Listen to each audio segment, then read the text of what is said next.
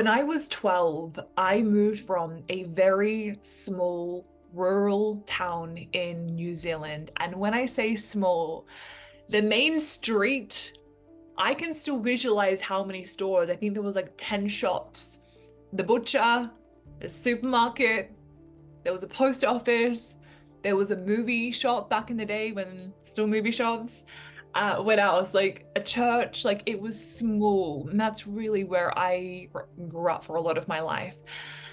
And I didn't just move houses. We moved to the opposite side of the world. We moved to Spain. And I'll never forget just how hard that was from an adjustment perspective.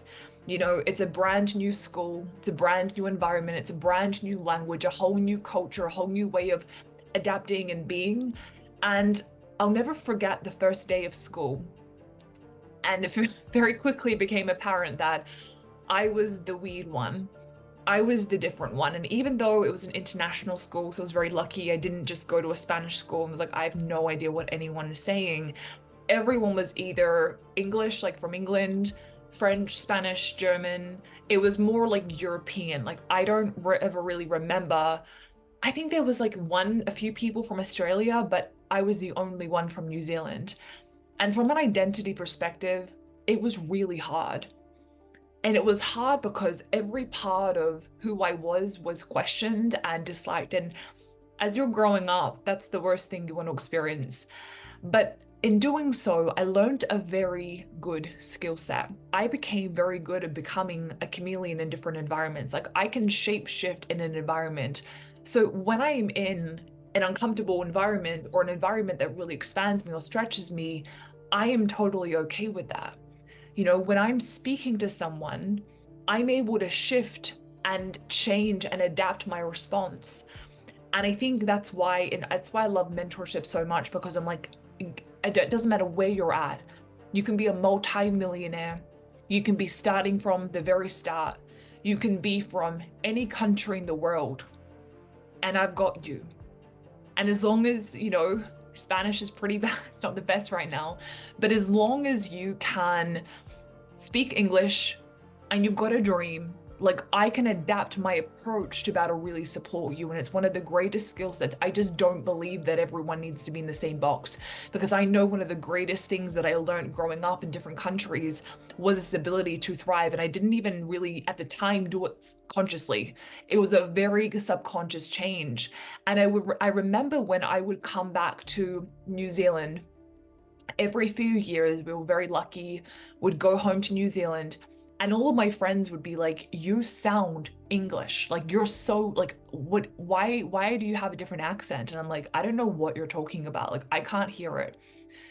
4 years later, we moved from Spain to Dubai. This time I go to an American school. Same thing.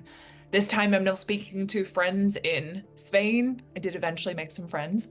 Um, Actually, one of my best friends is still she's in Malta now, but I met some of my bestest friends in that school eventually. It took a bit of time. Eventually I got there.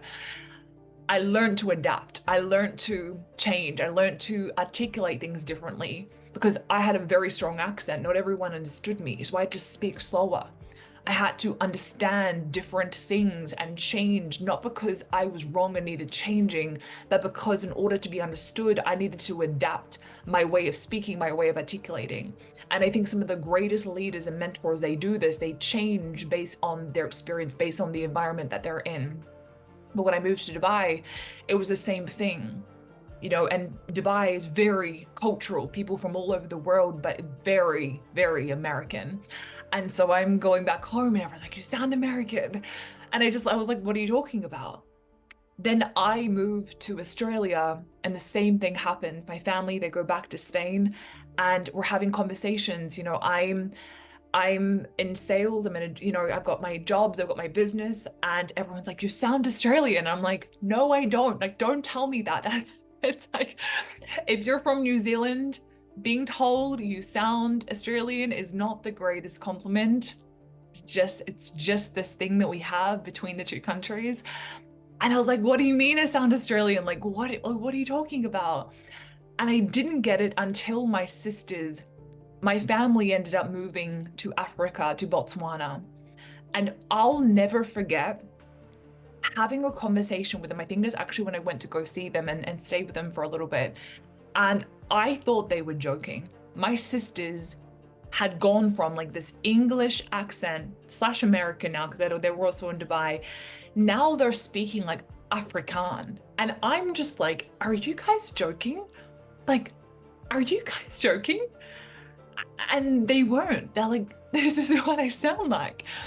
And then they moved back to New Zealand, the same thing happened. All of a sudden, the accent changes again.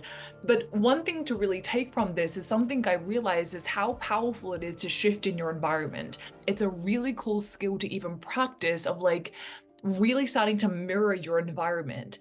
And you've got to be very nuanced in this, like in this answer. I'm not saying that you then go and like, you know, dilute your dreams and visions because of what's normalized in your environment. But there's something very powerful about being able to thrive in any environment, no matter where you're at. There's a level of adaptability that I think can really be strengthened overall in terms of just different entrepreneurs and visionaries and what they're building.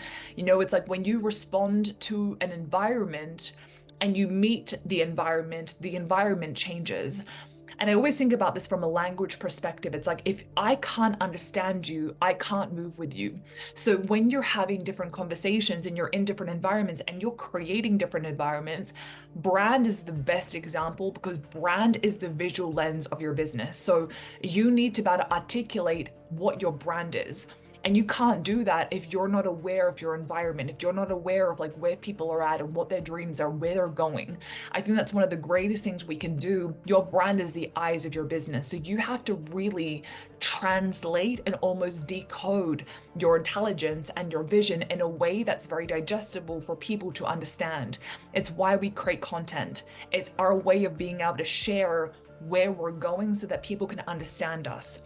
And they don't need to understand the vision, but it's about really crafting and really intentionally curating pieces so that people can understand at least some of what we're doing. So from a business lens, I will shift how I respond depending on the person I'm speaking to, right? So if I'm speaking to, this is interesting, if I'm speaking to a dreamer, a visionary, someone with really big ideas, I'm going to be a very solid anchor for them, and I'm going to very much help them structure and visualize and brand their ideas. I'm not just going to like get lost in the hype and excitement with people, right? Because that actually doesn't go anywhere. That's just me being like, okay, it's intense, right? Whereas I'm going to really solidly look and observe at my environment and go, okay, cool. Like I need to now change my messaging slightly in a way that it's actually going to resonate with you because you already have the big dream. Your issue is not the big dream. Your issue is I don't know how to structure the dream. I don't know how to brand the dream. Your issue is you've got these big ideas, but you don't know how to articulate them. Whereas if I'm speaking to someone that is very logical and practical and structured, I'm going to look at that and adapt my message to be like, okay, I see where you're going. I understand the structure, but what we need to do is we need to ignite the vision. This has to be bigger than the structure because the structure is only there to get you to a certain level. And so holding on to the structure is now limiting you. So I'm going to look at where the structure is limiting the dream that I know exists within. This is why mentorship, masterminds, different experiences are so powerful because it's tailored to you. People don't have an information problem. There's so much information everywhere, but why don't people have results? For many different reasons, but I think people try and take knowledge and they try and apply it directly into their business, but they don't actually shift the knowledge or receive integrated mentorship or support that then helps them propel them forward, right? So I like I said earlier, I really believe some of the best coaches in the world do this. They understand the human. They don't just put a copy and paste template on extracting their potential. They actually understand like what are their wants, what are their dreams, what are their limits, and they individualize and they customize the message, right? I don't understand. I don't expect my clients to understand the same language or the same things that I do. I have to really change and shift the message so that it lands for certain people. And I just think everyone's vision, everyone's dream is so unique. And it becomes so apparent when you see people and you're like, where did you actually learn that strategy from? Because that's not how you're meant to move. you're in a different country now, you've traveled somewhere else that might have worked when you were back in New Zealand, but no one understands you now. And so being a chameleon, being able to adapt, being able to really shift and change and model and think, it's an incredible skill set. And you also want to be very solid in who you are. You don't want to change who you are, but being able to shift and adapt and morph, I think, is an incredible skill set. So something that you can think about. Where can I shift based on the environment? Where can I move? Where can I adapt? Where can I just even starting to open yourself up to this different perspective?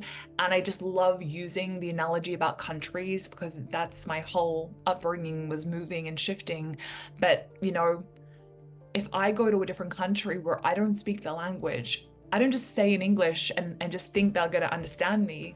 I have to get creative. I have to get some props, or I have to like use my body language and or try or learn or customize the message.